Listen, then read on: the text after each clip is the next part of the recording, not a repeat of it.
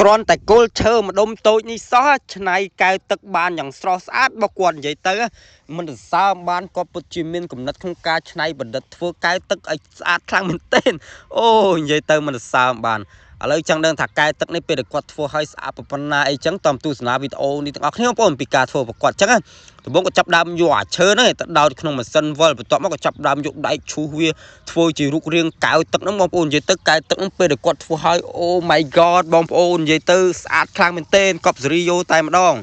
ឥឡូវក៏ចាប់ដើមនេះបងប្អូនសេរីវាធ្វើក្បាច់សិនបងប្អូនហើយកែវទឹកនេះចេះថាចេះកម្របានឃើញណាបងប្អូនធ្លាប់តែឃើញកែវទឹកដែកកែវទឹកនេះកែវទឹកថ្មកែវទឹកផ្សេងអញ្ចឹងបងប្អូនប៉ុន្តែអត់ដែរបានឃើញកែវទឹកឈើក៏ធ្វើចេញមកស្អាតចឹងសោះឥឡូវក៏ពួកចាប់ដើមយកឈើនឹងចាក់ធ្វើជារូបរាងបងប្អូនអូ my god និយាយទៅការធ្វើប្រកួតមួយសិតតែមានបច្ចេកទេសត្រឹមត្រូវ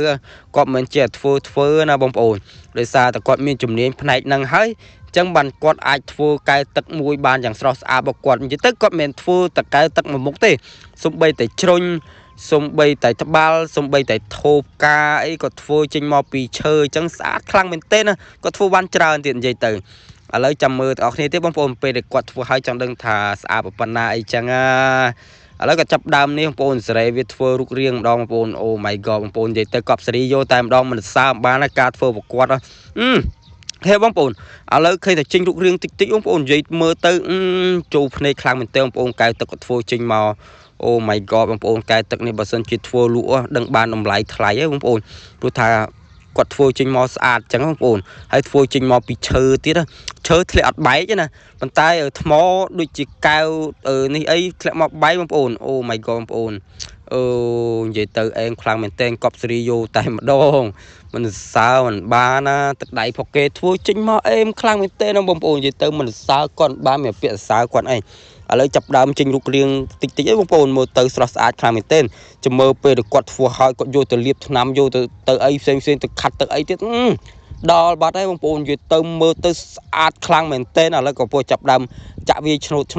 ចឹងដើម្បីធ្វើក្បាច់ចឹងឲ្យវាចេញមករូបរាងស្អាតតិចចឹងណារួចចាប់ដើមដាក់លួសស្គាត់វាបងប្អូនដាក់លួសស្គាត់វាចេញជាក្បាច់មួយស្អាតចឹងណា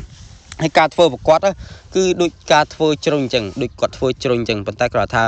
គាត់ធ្វើខុសគ្នាតិចតួចចឹងណាឥឡូវក៏ចាប់ដើមខាត់វាម្ដងខាត់វាដើម្បីវានេះឲ្យសាច់ជើងវារលោងស្អាតចឹងណា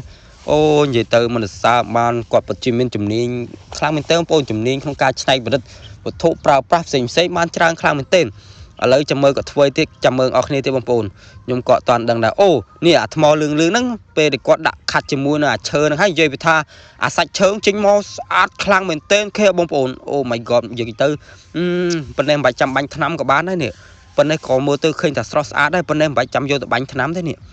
អូនិយាយទៅមិនសើបានណានិយាយទៅបងប្អូនមើលឲ្យឃើញស្អាតដល់បងប្អូនបើថាឃើញស្អាតចាំជួយខមមិនប្រាប់ខ្ញុំផងបងប្អូនថាកែវទឹកនេះស្អាតឬមួយក៏អាក្រក់អីអញ្ចឹងតែសម្រាប់ខ្ញុំមើលទៅឃើញស្អាតបងប្អូនឥឡូវក៏ចាប់ដើមដោះវាចេញមកវិញបងប្អូនអូ my god បងប្អូននិយាយទៅស្អាតខ្លាំងមែនទែនណាអញ្ចឹងវីដេអូមានតែប៉ុណ្ណេះបងប្អូនអរគុណសម្រាប់ការទស្សនាវីដេអូនេះពីដើមរហូតដល់ចប់បងប្អូនបើមានកន្លែងណាខុសឆ្គងសូមតាភេទតផងបងប្អូនកុំភ្លេចជួយ follow ម្នាក់មួយផង